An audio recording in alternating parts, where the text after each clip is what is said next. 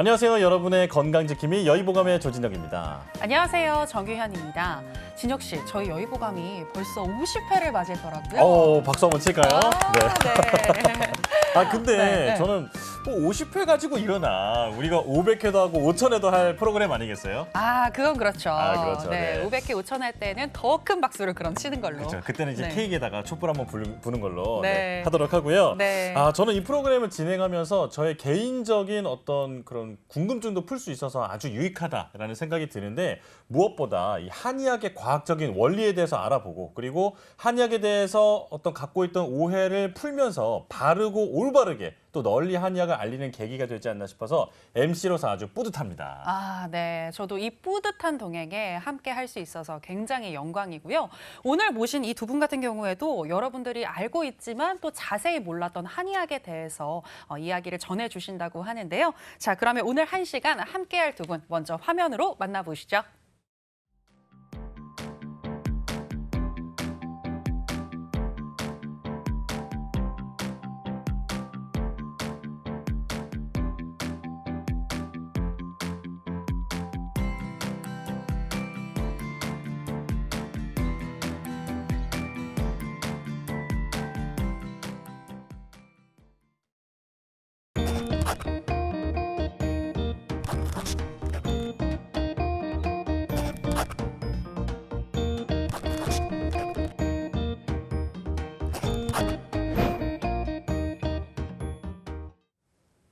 네, 오늘도 두 분과 함께 할 텐데요. 대한침구의학회 이승훈 홍보이사님, 그리고 대한한방내과학회 임정태 홍보이사님과 함께 하겠습니다. 어서 오세요. 어서 오세요. 반갑습니다. 네, 나와주셔서 고맙습니다.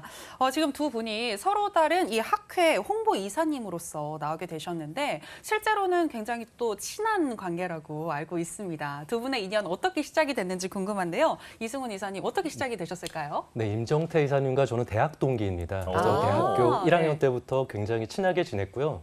또 같은 병원에서 전문의 과정을 수료를 하고 또 군대를 마치고도 같은 병원에서 저는 펠로우로, 또 임 교수님은 연구 교수로 같이 근무를 하시다가 네. 물론 지금은 다른 대학에서 근무를 하고 있지만 저희가 같은 스터디를 하고 있어서 매주 한 번씩 온라인에서 보고 있습니다. 그러면 서로 네. 말하지 못하는 그런 내용들도 다 속속들이 알고 계신 거 아니에요? 네. 지금 뭔가 서로 이제 무게를 잡고 있어서 두 분이 서로 좀 어색하실 것 같은데, 네. 평소에 두 분 만나면 어떤 얘기 하시는지 이번에 임 이사님께서 알려주실까요? 근데 뭐 여러 가지 이야기를 하는데 저희 네. 이제 뭐 박사과정 때는 학교 이제 연구 같은 거 하면서 너무 힘드니까 네. 서로 이제 뭐 술 한잔 하면서 힘들었던 이야기들도 나누고 또 지금은 이제 조금 이제 경력이 차서 네. 서로 이제 연구를 어떤 것들을 할까, 어떻게 하면 이제 한의학에 대한 오해들을 좀 풀 수 있을까, 이런 얘기들을 좀 같이 많이 하기도 하고 네. 또 술 먹고 뭐 그냥 장난도 많이 치고 그럽니다. 서로 혹시 뭐 침도 좀 놔주시고 그러시나요? 침은 안 맞아요.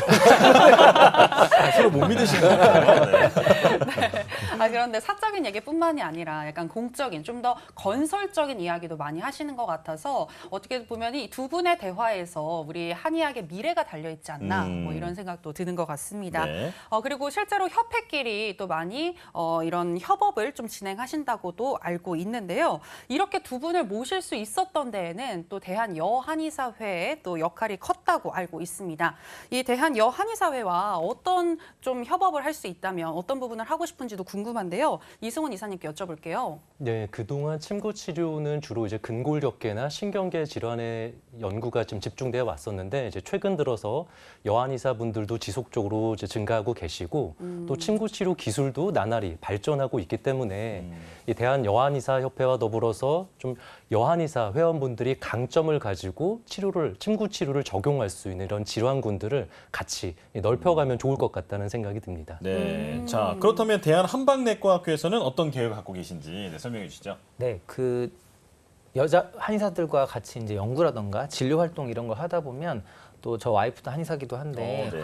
그런 네네. 이제 어떤 커리어 패스에서 좀 어려움을 겪는 부분들이 많더라고요. 네. 그래서 꼭 내과학회 차원뿐만 아니라 그 여자 한의사들이 본인의 경력을 개발하는 데 있어서 어떤 부분들이 좀 힘들지, 그런 걸 그 여한의사협회와 같이 좀 그런 것들 연구하고 또 어려움을 해결해 줄 수 있는 그런 것들을 좀 해보면 재밌을 것 같다는 생각을 좀 처음부터 했었습니다. 그렇군요. 네. 하나 한의사협회에서 풀지 못하는 것들을 이렇게 또 협력을 통해서 풀어낼 수 있지 않을까라는 생각을 하면서 앞으로도 또 좋은 활동 부탁드리도록 하겠고요. 자, 그럼 이제 오늘의 첫 번째 주제로 들어가 보도록 하겠습니다. 사실 한의학 하면은 가장 먼저 떠오르는 게 침이라고 해도 과언이 아닌데요. 이 침의 역사가 굉장히 오래된 만큼 이에 대한 연구도 활발히 이루어질 것 같습니다. 그런 일을 하는 학회가 바로 대한침구의학회가 아닐까 싶은데요. 대한침구의학회 정확히 어떤 일을 하는 곳인지 좀 더 자세하게 부탁드리겠습니다. 네, 대한침구의학회는 1973년에 창립돼서 올해로 50주년을 맞이하는 이 한의학 학술 단체 중에서 가장 크고 유서가 깊은 학술 단체 중 하나입니다. 네. 예, 대한침구의학회에서는 침구의학의 발전을 위해서 다양한 학술 대회나 세미나를 정기적으로 열고 있고요. 그리고 또 침구의학이나 혹은 근골격계 혹은 신경계 질환들을 좀 집중적으로 해서 이런 질환에 대한 임상 근거 창출에 앞장을 서고 있습니다. 그리고 일본에 있는 전일본 침구학회, 대만 중화침구의학회, 그리고 이크마트 등과 같은 해외에 있는 학술 단체들과도 또 꾸준하게 학술 교류를 하고 있습니다. 그렇군요. 네. 자, 그런데 우리가 흔히 침구과라고 얘기를 했을 때 이게 정확히 어떤 질환을 보는 곳인지에 대한 정의는 좀 들어본 적이 없는 것 같거든요. 자, 침구부터 일단 뜻이 뭔지 좀 설명해 주실까요? 네, 침구는 이제 침과 뜸이라는 뜻입니다. 아, 네. 예, 보통 우리가 이제 병원에 가게 되면은 소아를 치료하면 소아과, 그리고 피부를 치료하면 피부과처럼 그 치료하는 질환이나 대상으로 진료과의 이름을 정하는데 네. 네. 이 한의학에서는 침구가 차지하는 비중이 워낙 크고 고유한 치료법이다 보니까 이 침구과를 따로 두었습니다. 네. 네. 물론 이제 침구과라고 해서 이제 침과 뜸만 사용하는 것이 아니라 뭐 한약이나 추나요법 등을 다 같이, 즉 한의학에 있는 치료 기술을 다 활용을 해서 주로 뭐 척추나 관절과 같은 근골격계 질환이나 뭐 뇌나 안면신경 마비와 같은 뇌신경 질환, 뭐 말초신경 장애와 같은 그런 신경계 질환을 좀 전문적으로 보는 이제 임상과입니다. 아마 이제 한의원을 찾아서 침 치료를 받는 가장 큰 이유가 아마 통증과 마비를 치료하는 맞아요. 걸 텐데요. 바로 네. 이 통증과 마비를 전문적으로 치료하고 연구하는 과라고 보시면 됩니다. 그렇군요. 아, 네. 지금 통증과 마비 질환에 효과적인 어떤 침 그리고 뜸의 어떤 효과에 대해서 살짝 얘기를 해주신 것 같은데 사실 저 같은 경우에도 그 효과를 정말 몸소 느꼈거든요. 제가 이 목 디스크가 있는데 정말 자주 이 한의원을 찾아서 네. 기대가 많아요. 네. 그래서 가서 참 이 침의 효과를 몸소 느끼고 있습니다. 그런데 과학적으로도 이 침 치료 효과에 대해서 많이 밝혀지고 있는지도 궁금한데요. 네, 사실은 예전에는 이제 한의원 오시면은 침 맞으면은 뭐 기혈이 순환되고 또 어혈이 소통 풀어진다라고 그냥 설명드리면은 그렇구나라고 하셨는데 최근 들어서는 이 침과 뜸이 과연 어떻게 과학적으로 효과가 있는지를 여쭤보시는 환자분들이 많습니다. 맞아요. 네. 네, 사실 요즘에는 이제 본인이 받는 치료가 어떤 기전으로 효과를 나는지를 이제 아셔야지만 좀 편안하게 치료를 받고 계시는데 사실 침 치료 같은 경우는 통증 질환에 있어서는 굉장히 많은 과학적인 기전과 임상적인 근거 모두 많이 밝혀져 있습니다. 네. 이 대표적으로 2010년에 네이처 뉴로사이언스라는 학술지가 있는데 여기서는 침 치료를 하게 되면은 그 주위에 아데노신 A1 리셉터라는 수용체를 매개로 해서 통증이 이제 억제된다는 구체적인 과학적 기전이 밝혀졌는데요. 네. 사실은 그 이전에 침을 조금 폄훼하는 분들 중에서는 이제 침 치료가 이거 플라세보 아니냐, 위약 효과. 그렇죠, 위약 네네. 효과 아니냐라고 이제 얘기하시는 분도 계셨는데 굉장히 구체적인 기전이 밝혀지면서 이제 과학계에서도 침 치료가 하나의 이 통증을 치료하는 굉장히 중요한 치료 도구도 이제 확정이 됐고요. 네. 네, 그리고 이제 2018년에는 저널 오브 페인이라는 학술지에는 이제 환자의 임상 정보 2827명의 환자 대상으로 한 연구 결과가 발표가 됐는데요. 이 가장 대표적인 만성 통증이라고 하면은 방금 말씀 주셨던 목 통증, 네, 허리, 경추. 뭐 무릎, 네. 어깨, 두통 이런 대표적인 만성 통증에 침 치료를 하게 되면은 이 아까 말한 위약, 그 플라세보보다도 훨씬 효과가 좋으면서 장기적인 효과가 나온다라는 이제 메타 분석 연구가 발표되었습니다. 네. 그래서 이제는 통증 질환에 있어서 침 치료가 효과가 뭐 좋다 안 좋다라고 논하는 것이 무의미할 정도로 굉장히 많은 연구 네네. 결과가 밝혀졌습니다. 네, 거기다가 이제 2021년 최근에는 이 네이처라는 어. 가장 이제 유명한 학술지죠. 네네. 여기에 침치료 혈자리 중에서 또 가장 유명한 자리 중에 하나가 족삼리라고 네. 이 다리에 있는 혈자리가 있습니다. 무릎 아래쪽에 있는 맞습니다. 거. 네네. 이렇게 많은 분들이 알고 계신 혈자리인데 이 부위에다가 이제 특정한 자극을 주게 되면 이 자극이 뇌에서 자율신경 반사를 통해서 전신에 있는 염증을 조절한다는 그런 과학적인 기전이 밝혀지면서 이제는 통증 질환뿐만 아니라 이 염증 질환에 있어서도 이 과학적인 기전이 많이 확립되고 있습니다. 아, 네. 그렇군요. 자, 침 치료가 통증과 염증을 치료하는데 어떤 과학적 원리를 가지고 있는지도 지금 이 논문을 통해서 말씀해 주셨는데요. 자, 그렇다면 궁금했던 점들을 하나하나 좀 풀어보겠습니다. 자, 침을 맞아보신 분들이라면 아마 아시겠지만 아픈 부분이 아니라 그 전혀 상관이 없어 보이는 부위에도 침을 많이 놓으시거든요. 네. 이거 왜 그런 건지 궁금하거든요. 자, 이 이사님 좀 설명해 주실까요? 네, 방금 말씀하셨던 점이 사실은 한의원에 오면은 많이 이제 물어보시는 질문 중에 하나입니다. 네. 나는 이제 네. 허리가 아파서 갔는데 왜 손발에다가 허리랑 상관없는 곳에 침을 놓냐? 그러니까요. 예, 바로 이 내용도 과학적인 기전으로 설명을 드릴 수가 있습니다. 예. 예, 제가 같이 준비한 사진을 보시면은 네. 우리가 환자분들 중에서 허리가 아프신 분이 계시면은 네. 바로 허리 주변에다가 침을 치료할 수 있습니다. 이건 이제 국소 자극이라고 하는데 이렇게 네. 자극을 주게 되면은 그 주위에 있는 근육이나 근막이 풀어지고 또 그 주위에 있는 통증 경로를 조절을 해서 통증도 줄고 또 혈액순환이 좋아지기 때문에 허리 통증을 좋아지게 할 수 있습니다. 네. 사실 뭐 이런 것들은 많이 알고 계신데 허리 아픈 부위와 신경과 경락으로 연결되어 있는 지금 그림에서는 다리에 해당하는 부위에 침치료를 하게 되면 또 다른 경로로 신경이 이 통증이 전달되는 경로를 조절해서 아. 허리 통증도 같이 조절을 할 수 있습니다. 네. 마찬가지로 마지막으로 이 세 번째로 허리랑 상관이 없어 보이는 손 같은 곳에 특정한 경혈 자리가 있습니다. 네. 저희가 전통적으로 많이 활용하는 그런 경혈에 자극을 주게 되면 그 자극이 이 세 번째에 해당하는 경로처럼 뇌에 전달이 돼서 뇌에서 통증을 억제하는 그런 신경 전달 물질을 분비를 해서 전신적으로 통증을 억제해 주기 때문에 환자의 상태에 따라서 어떤 환자는 첫 번째인 국소 자극만 네. 하시는 분이 있고 어떤 분은 이 국소 자극과 전신 자극을 같이 더해서 하는 경우가 있어서 아마 허리에 아프심에도 불구하고 다른 부위에 침을 맞으신 경험이 있으실 겁니다. 아주 시원하게 설명해 주시니까 좋네요. 네, 이 국소 자극뿐만이 아니라 분절 자극 그리고 전신 자극을 위해서 아픈 부위 외에도 다른 부위에 시술을 할 수 있다라는 이야기를 해주셨고요. 정말 이렇게 침의 작용 원리가 신기한 것 같은데 이번에는 침의 종류에 대해서 조금 더 이야기를 나눠보겠습니다. 저는 궁금한 게 보통 이 침이라고 하면 정말 그 가느다랗고 기다란 침 이게 딱 떠올리는데 이거 말고도 또 종류가 다양하다고 알고 있어요. 소개해 네. 주실까요? 방금 말씀하신 침은 이제 한의원에서 가장 많이 사용하는 이제 끝이 둥근 어떻게 보면은 이제 바늘과 같다고 해서 호침이라고 불리는 아, 침이 네. 이제 가장 많이 활용하는 침인데요. 네. 이 최근 들어서는 이 침 끝이 메스와 같이 날카로운 도침이라는 침도 굉장히 많이 활용을 하고 있습니다. 네. 지금 사진에 나와 있는 것처럼 침 끝이 날카로운데요. 이건 언제 쓰이냐면은 이제 척추나 관절 수술 이후 네. 혹은 디스크나 협착증이 오래되거나 오십견 같은 경우에는 이 관절 주위에 있는 인대나 힘줄들이 유착이 되게 됩니다. 네네. 이런 경우에는 단순하게 호침을 사용하거나 진통제로는 효과가 조금 적은 경우가 있습니다.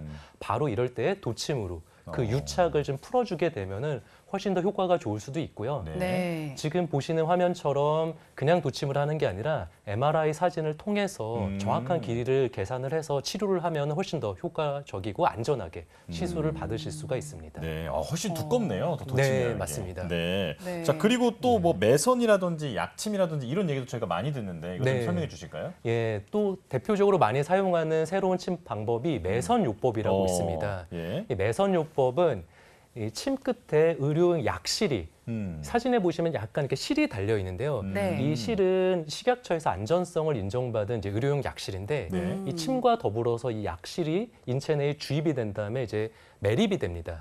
그러면서 이 실이 점차 녹으면서 다양한 반응을 일으키는데 대표적인 반응 중에 하나가 피부를 재생하거나 혹은 인대나 힘줄을 강화하는 효과가 있습니다. 네. 그래서 이제 매선요법을 많이 사용하는 게 이제 여성분들의 이제 피부를 좀 탄력을 주거나 이제 주름을 리프팅 깨거나. 뭐 이런 거요? 네, 맞습니다. 네. 그런 네네. 역할을 많이 하거나 아니면 만성 통증 질환에서 통증을 억제하는데 인대나 힘줄을 강화하면서 이런 곳에 많이 사용을 하게 되고요. 예. 네. 또 이제 말씀 주셨던 이제 약침요법이라고 해서 약액을 주사기에 주입을 해서 경혈이나 어떤 아픈 부위에다가 이제 주사를 하는 방법이 있는데 네. 대표적으로 많이 사용하는 이제 약액 중에 봉독약침이라고 있습니다. 벌이잖아요. 맞습니다. 네. 예. 이 벌이 사실 벌에 있는 독이 굉장히 많은 연구들을 통해서 통증과 염증을 줄인다고 알려져 있습니다. 네네. 그래서 우리는 이제 흔히 천연 소염 진통제라고 부르는데요. 이 벌의 독을 정제해서 희석한 다음에 약침을 통해서 주입을 하게 되면은 이 통증과 이 마비 질환에 굉장히 효과가 좋고요.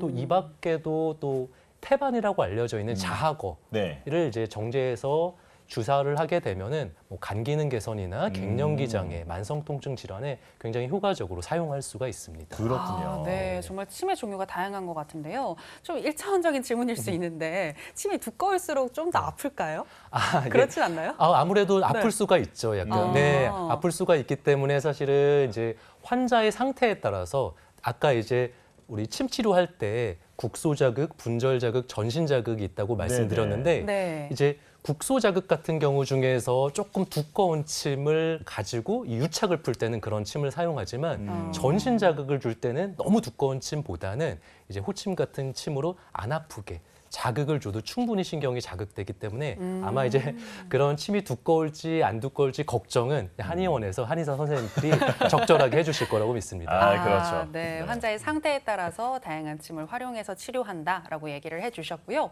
그리고 또 작년에 한의사의 초음파 진단 의료기기 사용이 가능하다는 대법원의 판결이 나왔잖아요. 아무래도 이 초음파 기기를 사용할 수 있게 되면 좀 더 정확한 자리에 침을 놓을 수 있지 않을까 싶은데 어떤가요? 네, 맞습니다. 사실 그 한의사 분들이 갑자기 초음파를 사용하게 달라고 했던 게 아니라 네. 사실은 굉장히 예전부터 초음파에 대한 연구랑 그리고 또 교육을 진행해 왔습니다. 뭐 저 같은 경우도 이제 초음파 진단기기를 사용한 지 벌써 15년이 지났는데 예. 이 초음파 진단기기를 언제 많이 사용할 수 있냐면은 이제 방금 말씀드렸던 침 중에서 도침이나 혹은 약침 같은 경우는 아무래도 좀 두꺼우니까 아프고 좀 네. 정교하게 치료할 네. 필요가 있습니다. 이때 바로 초음파를 이용해서 가이드해서 보다 정확한 부위에 치료를 할 수 있고요. 지금 보시는 이제 화면이 초음파 유도하에 이제 약침 치수를 하는 장면인데 네. 이렇게 했을 때는 보다 정확하고 또 효과적으로 침 치료를 할 수 있는 장점이 있습니다. 네, 치료의 안정성 그리고 안전성 그리고 효과까지도 좀 극대화할 수 있는 방법이 아닐까 이런 생각이 드는데요. 자, 조금 전에도 그 근골격계에 침 치료를 많이 한다고 하셨는데 침 치료를 받으면 또 효과가 또 유달리 좋다라고 할 수 있는 또 다른 질환이 있을까요? 네, 뭐 근골격계 질환이야 뭐 워낙 많이 알고 계셔서 뭐 아시지만 네. 또 많이 활용할 수 있는 질환이 이 심장이나 뇌혈관 질환에도 침 치료를 굉장히 많이 활용할 수 있고요. 네. 또 뭐 과민성 장증후군과 같은 내과 질환도 많이 활용합니다. 네. 또 불면이나 불안, 우울과 같은 정신과 영역에서도 침 치료가 굉장히 효과가 좋고 많이 활용될 수가 있습니다. 아, 그렇군요. 네. 결국에는 전신 질환에 다 효과적인 게 바로 이 침이지 않나라는 생각이 드는데 저는 특히나 이 뭐 통증이나 이런 부분은 어느 정도 이해가 된다고 해도 심장이나 뇌혈관 질환에도 효과가 있다라는 부분이 좀 또 신기하고 또 어떻게 이 침이 활용이 되는 건지도 궁금한데요. 이에 대해서는 우리 임 이사님께서 좀 더 설명을 해주실까요? 네, 그 방금 전에 말씀해주신 것처럼 그 침 치료는 통증뿐만 아니라 심혈관이나 뇌질환에도 다양하게 이제 활용이 되고 있는데요. 네. 예를 들어서 뭐 고혈압 환자 같은 경우 예를 들면 침 치료를 하면 이제 혈관을 이완시켜서 그런 효과가 있는 것으로 또 알려져 있고 네. 또 고혈압 환자들이 자율신경계에 불균형이 생겨서 고혈압이 오는 경우, 그 교감신경이 항진돼서 오는 경우도 있는데 그럴 때 이제 침 치료를 하면 자율신경계의 균형을 되찾아주기도 하고요. 또 부정맥이 발생할 이제 교감신경이 항진되면 뭐 혈압이 올라가거나 부정맥이 발생하거나 그런 이제 위험이 높아지는 걸로 알려져 있는데 이럴 때 이제 내관이라는 경혈이 있는데 여기 보면 이제 요 손목 요 위치한 경혈인데 이게 내관이라는 이름 자체가 그 내과 질환을 다 관장한다 그런 의미에서 이제 내관이라는 그런 이름을 갖추고 있거든요. 그래서 네. 거기에 침을 넣으면 뭐 자율신경계 균형도 좀 찾을 수 있고 혈압을 낮추거나 이제 부정맥의 위험성을 낮추거나 그렇게 할 수 있게 됩니다. 그래서 이런 내과 질환을 그 질환 관장하는 그런 혈이 놓으면 협심증이나 부정맥 같은 질환을 예방할 수, 치료할 수 있고요. 또 네. 이 부정맥이나 협심증 같은 것이 지속이 되면 네. 이제 심장이 제대로 기능을 하지 못하는 심부전 같은 것도 생기게 되는데요. 그래서 심부전의 어떤 동물 실험 같은 거에서 침 치료를 했을 때 뭐 항산화 효과가 있어서 심장의 조직을 보호한다거나 혹은 조직의 이제 기능이 떨어져서 섬유화가 되는데 그런 것을 이제 방지하고 또 심장 혈관에 염증이 생기는 걸 줄여주고 나아가서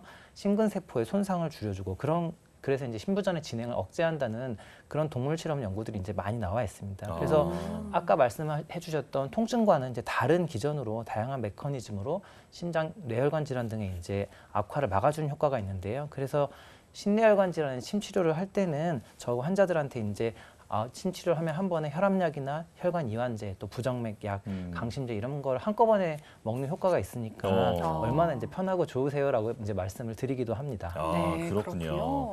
이 침의학이라는 게 이제 침구의학이라는 게 수천 년 동안 이어져 오다 보니까 사실 일반인들 사이에서는 어떤 신비의 영역이라고 생각을 하는 경향이 있었는데 네. 오늘 두 분 말씀을 들어보니까 굉장히 과학적인 그런 근거들이 쌓여가고 있다. 이렇게 이해하면 될 것 같습니다.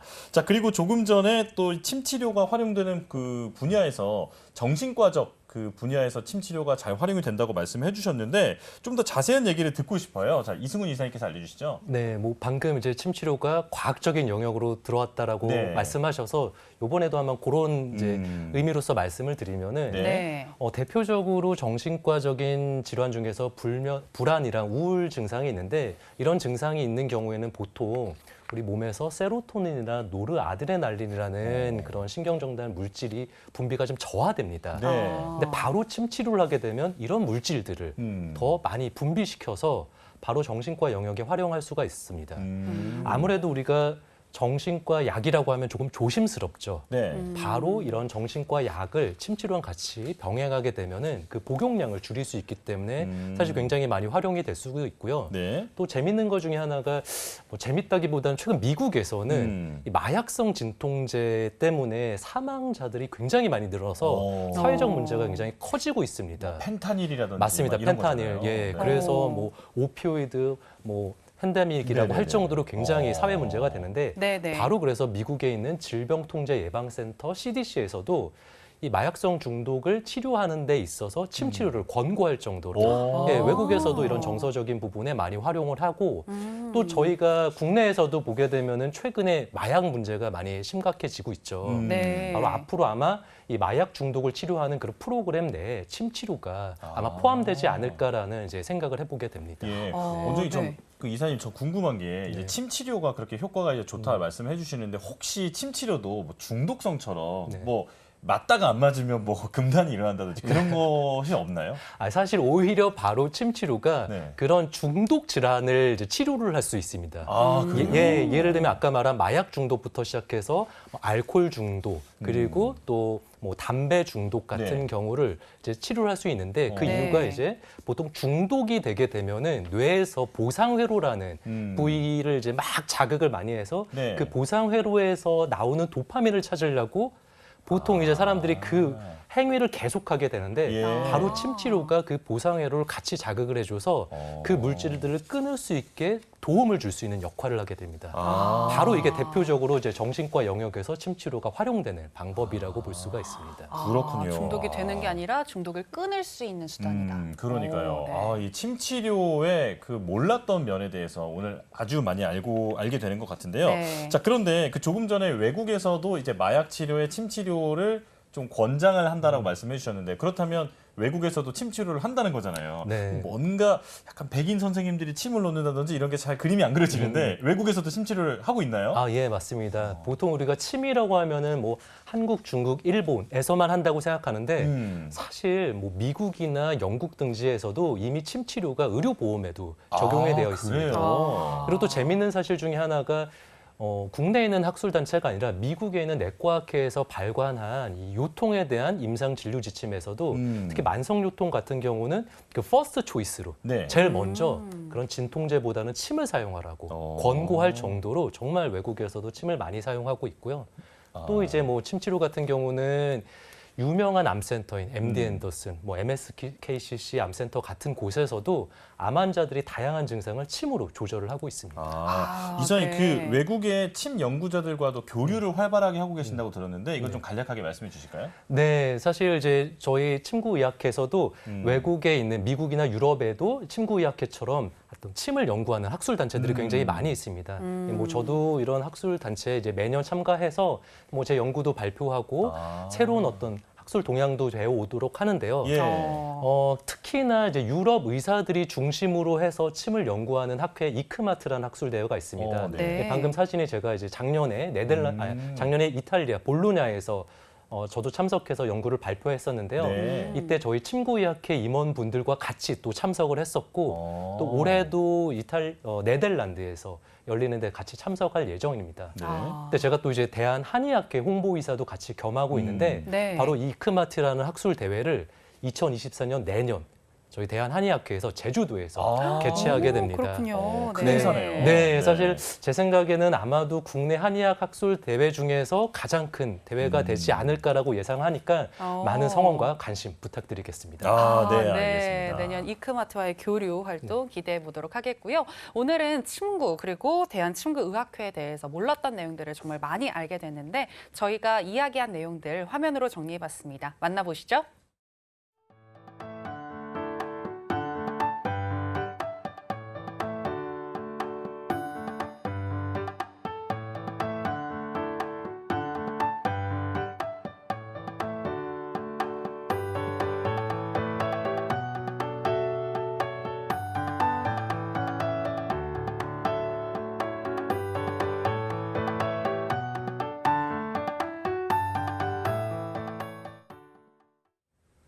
생방송으로 보내드리는 여의보감 지금 8시 26분을 지났는데요. 이제 두 번째 이야기로 넘어가겠습니다. 자, 임정태 이사님께서는 대한한방내과학회를 대표해서 지금 여기 자리에 앉아 계신데 이 대한한방내과학회가 어떤 곳인지부터 설명을 해주실까요? 네, 대한한방내과학회는 이제 1975년도에 설립이 돼서 이제 거의 만 50년이 다 되어 가는데요. 네. 이제 내과학회란 이름에서 알 수 있듯이 한방내과학에 대한 연구도 하고 또 진료를 어떻게 할지 진료를 개발하기도 하고 또 회원들 간에 지식을 교류하고 또 회원의 권익을 도모하는 이제 그런 학회입니다. 그래서 그것을 통해서 한의학을 발전시키고 또 국민 보건 향상에 기여하는 것이 좀 목적 중에 하나이고요. 한방내과 전문의 숫자가 이제 한 1,200명 정도 되는데 네. 이제 분과 전문의 중에서 이제 가장 많이 있거든요. 그래서 그 학회 회원들을 대상으로 매년 한 2번 정도 시의성 있는 그런 주제들을 가지고 학술 대회를 이제 개최를 하고 있습니다. 예를 들어서 뭐 최근 같으면 이제 코로나 때문에 이제 동아시아 지역에서는 대만이나 중국, 뭐 일본 이런 데서 코로나에 한약을 많이 활용을 하거든요. 네. 그래서 네. 어떤 식으로 한국에서도 한의사들이 한의학을 코로나 관리에 활용할지 그런 학회도 했었고 또 최근에 이제 대법원에서 초음파 판결 한의사 합법화 결정이 났었는데 한의학에서 어떤 초음파를 활용할 때 어떤 식으로 진료를 더 이제 활용하고 환자들에게 도움이 될 수 있을지 그런 학회들을 또 하고 있고요. 또 저희가 이제 그 일본에서는 한의사가 따로 없고 네. 한약을 이제 의사들이 쓰고 있는데요. 그래요? 그래서 이제 내과 학회랑 또 일본에 있는 그 동양의학회 이런 쪽이랑 이제 교류를 많이 하면서 어떤 식으로 이제 한약의 진료나 연구들을 향상시킬 수 있을지 그런 것도 하고 있고 이제 이번 가을 학회 때는 저희가 이제 초음파 판결 이후에 일본에 있는 이제 그 동양의학 하시는 분들을 모셔서 그쪽은 이제 일본에서는 칸포라고 하는데 그런 네. 칸포 의학에서 초음파를 활용해서 어떻게 이제 그 한의 진료에 잘 활용할 수 있을지 그런 것들도 또 학회를 이번에 계획을 하고 있습니다. 그렇군요. 네. 그런데 이게 한방내과학이라고 하면은 이름에서 알 수 있듯이 뭔가 내과 질환을 다루는 것일 텐데요. 한방내과는 일반적으로 알고 있는 내과랑은 어떤 차이점이 있는지 궁금하거든요. 네, 혹시 아마 한국 사람이라면 이제 오장육부라는 단어 이제 다 들어보셨을 거예요. 네. 그래서 네. 한방내과에서는 이제 인체의 장기와 그런 조직 중에서도 오장육부와 관련된 내과 질환을 이제 다루는데요. 그래서 간신비폐신이라는 단어는 사실 이제 다들 들어보셨을 것 같고 그래서 한방에서는 뭐 간개내과, 심개내과, 비개내과 폐계내과, 신계내과 이렇게 이제 구분을 하고요.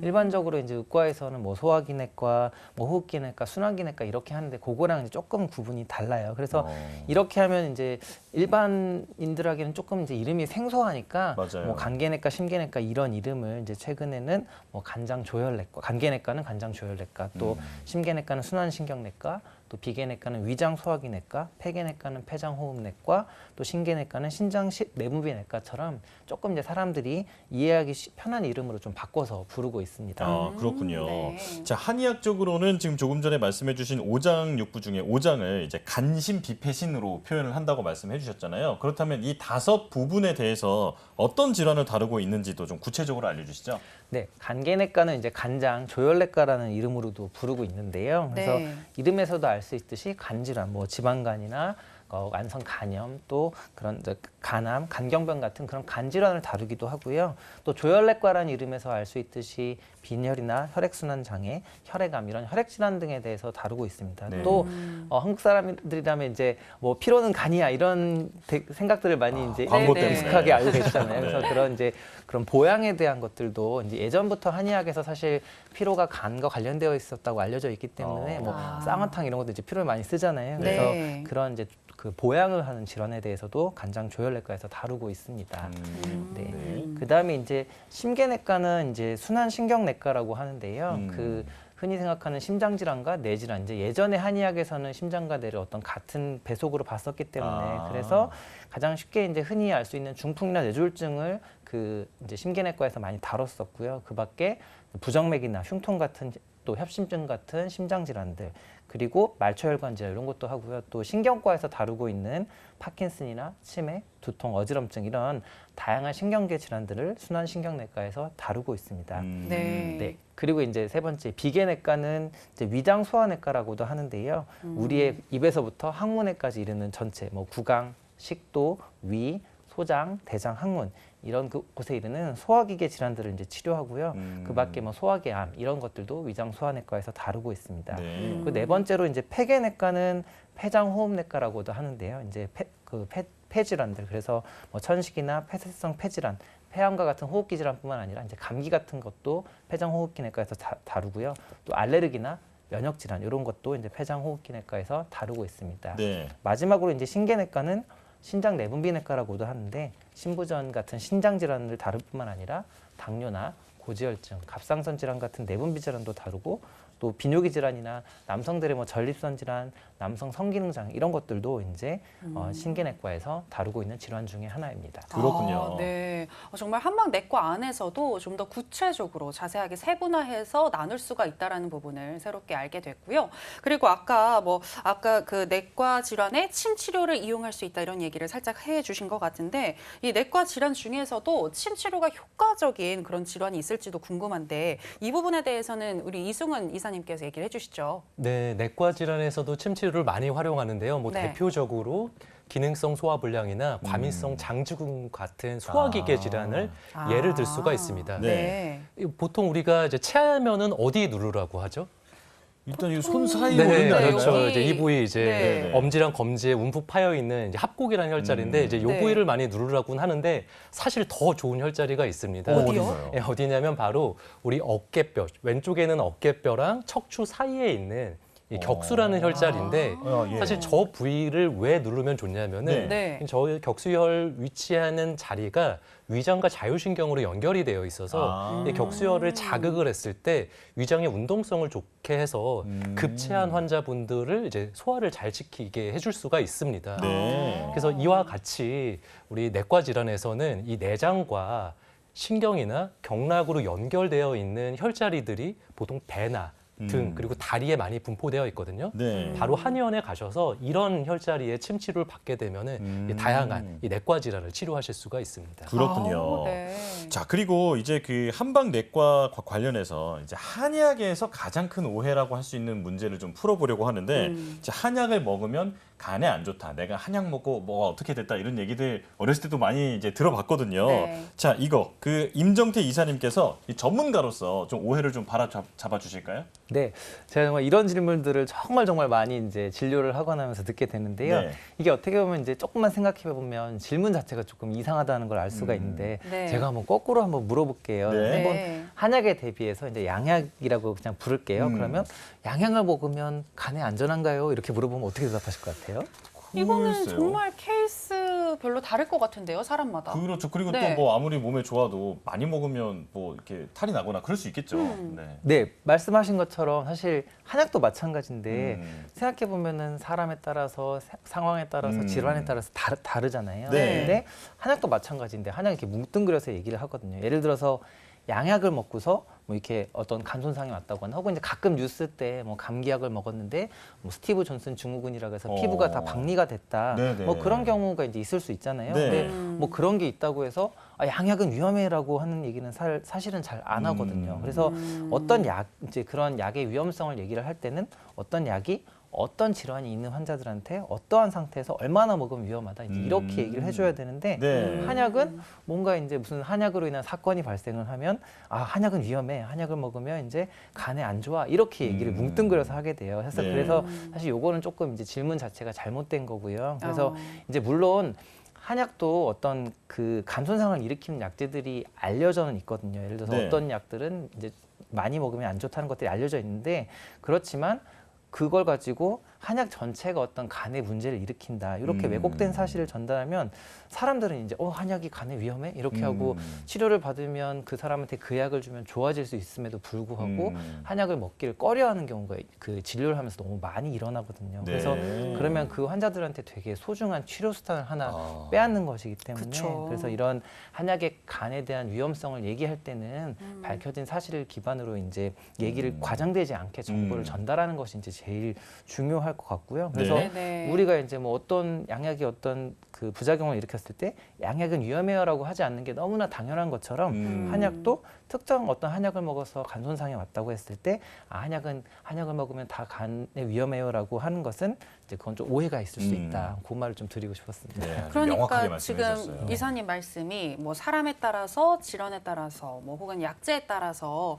이렇게 한약의 어떤 간 독성이 있을 수도 있고 없을 수도 있다 이렇게 말씀하시는 거죠? 네, 조금 더 자세하게 설명을 드리면 이제 크게 네. 한 두 가지 정도로 나눌 수 있는데요.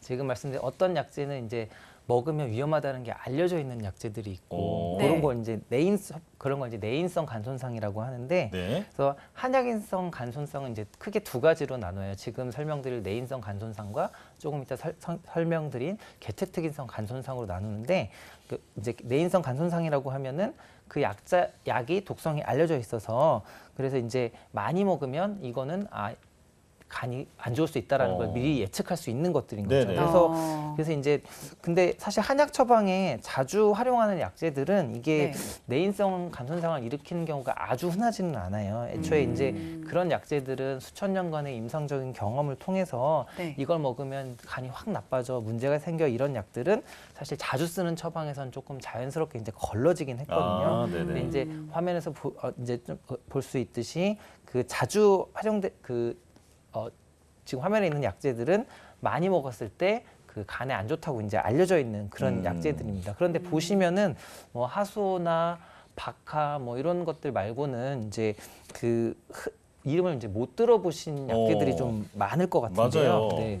그래서 보통 이제 이런 약재들을 먹고서 간 손상이 온 경우에는 한의원에서 처방한 한약을 먹었다기보다는 네. 이제 막 동네 뒷산에서 개인적으로 이제 몸에 좋다고 해가지고 막 아무거나 캐 먹거나 계세요, 그런 분들이. 네, 아니면 이제 건강원에 가서 뭐 이렇게 다려달라고 하거나 네. 이제 그렇게 개인적으로 이제 좋다고 막 나의 어떤 지식에 기반해서 네. 좀 했던 경우가 많은데 이런 건 사실 민간요법이잖아요. 그래서 네. 이거는 한의사가 이제 진단을 하고 처방을 한 거랑은 좀 이제 구분을 해줘야 되고요. 그래서 이렇게 민간요법으로 한 경우에는 조금 위험성이 더 높을 수도 있고 그래서 네. 이제 뭐 뒤에서 다시 설명을 드리겠지만 한약으로 인한 간 손상 사례를 봤을 때 이런 한의사에서 처방이 된 것과 이런 그 경우에는 이제 뭐 민간요법 이런 경우에 비해서 한의사가 한 경우에는 한 1%에서 2% 정도로 그 한약으로 인한 간 손상 비율이 아주 높지는 않습니다. 그리고 네네. 한의사가 처방한 한약을 먹었을 경우에는 애초에 그런 처방들은 간 손상을 쉽게 일으키는 약재들이 빠져 있기 때문에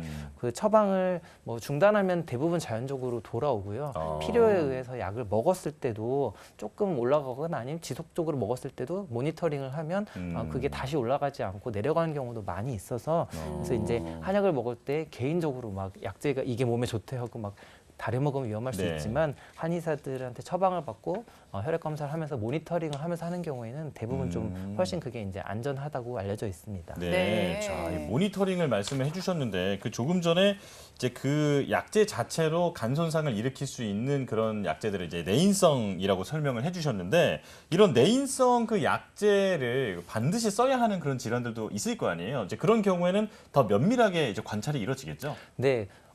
예를 들어 아까 설명했던 뭐 하수오나 시오나 쑥 같은 이런 약들은 많이 먹었을 때 아주 오랜 시기간 많이 먹으면 간 손상이 온다고 알려져 있기도 하지만 이게 써야 하는 경우가 있거든요. 네. 그래서 이런 경우에는 이제 한의원에서 그 혈액 검사를 하면서 모니터링을 하게 되는데 이제 일반 병원에서 하는 정맥으로 체열을 하는 것이 아니라 우리가 이제 당뇨병 같은 데서 이제 손끝에서 체열을 하잖아요. 네. 그런 네. 식으로 뽑아서 이제 간 기능이나 신기능 혹은 전해질 같은 것을 보면서 이 약을 먹고 나서 어떤 문제가 생기지 않았나, 처음이랑 많이 달라지지 않았나 이런 것들을 이제 추적을 하면서 쓰기 때문에 그런 모니터링을 하면서 먹게 된다면 훨씬 이제 안전하다고 볼 수 있을 것 같습니다. 네, 알겠습니다. 네, 모니터링을 통해서 꾸준한 모니터링을 통해서 안전하게 또 먹을 수가 있으니까 너무 염려하지 않으셔도 될 것 같고요.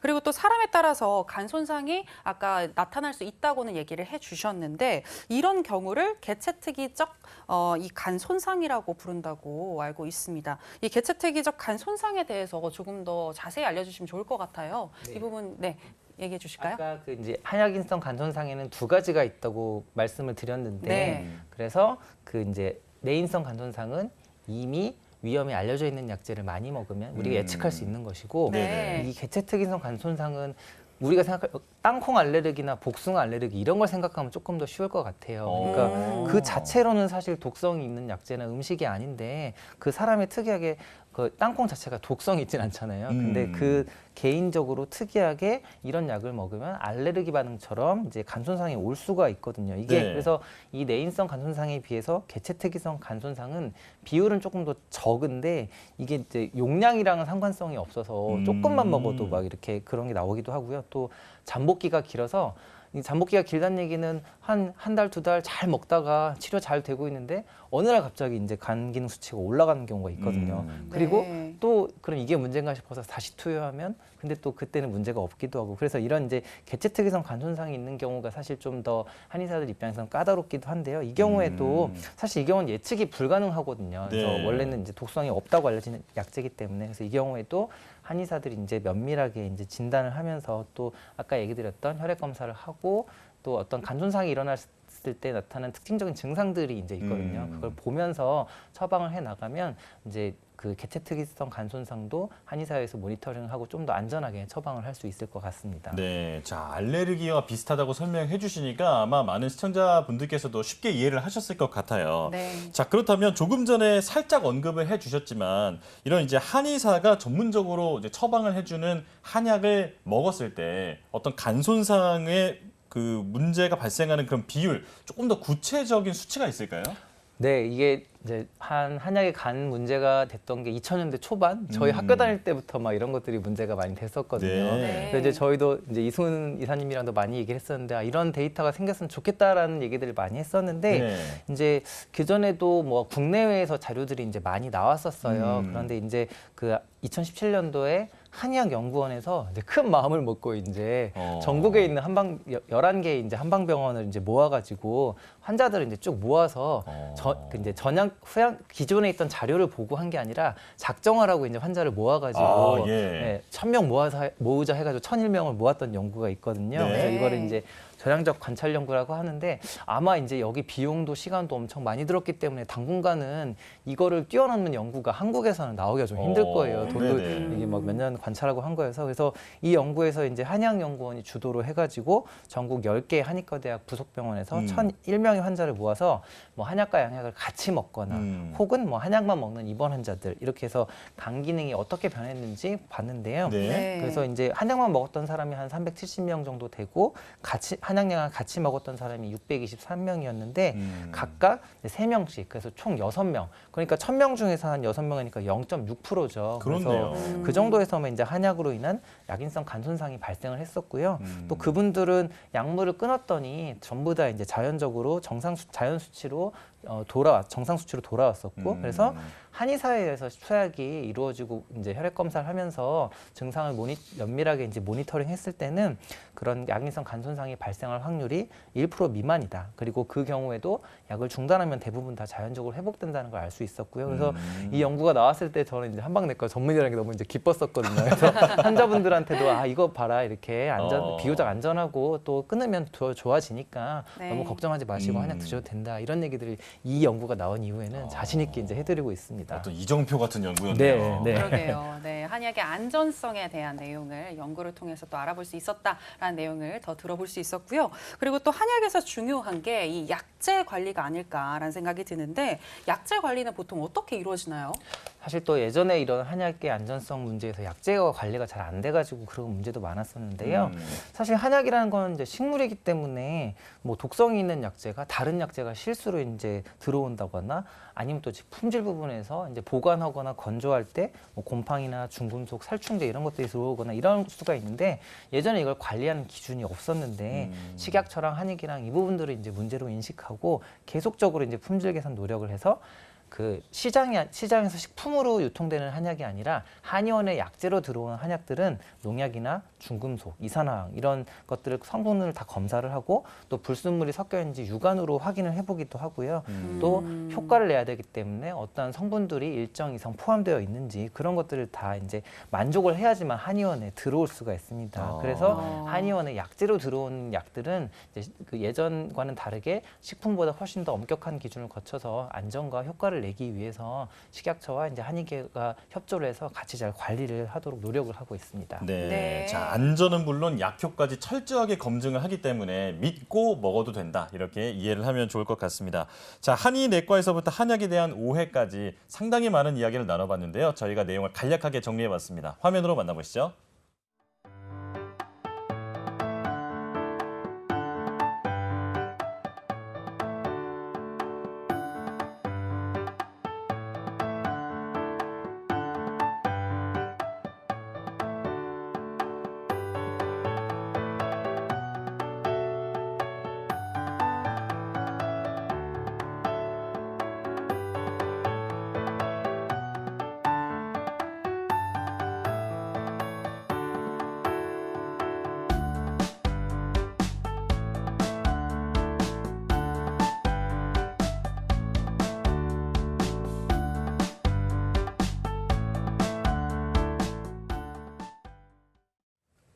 네, 오늘은 침구의학 그리고 한방내과학에 대해서 두 의사님과 자세하게 알아봤는데요. 어떤 한약에 대한 오해나 또 침구학에 대한 어떤 과학적인 원리 이런 것들을 알 수 있어서 한의학에 대해서 더 믿음이 생긴 것 같아요. 네, 그렇습니다.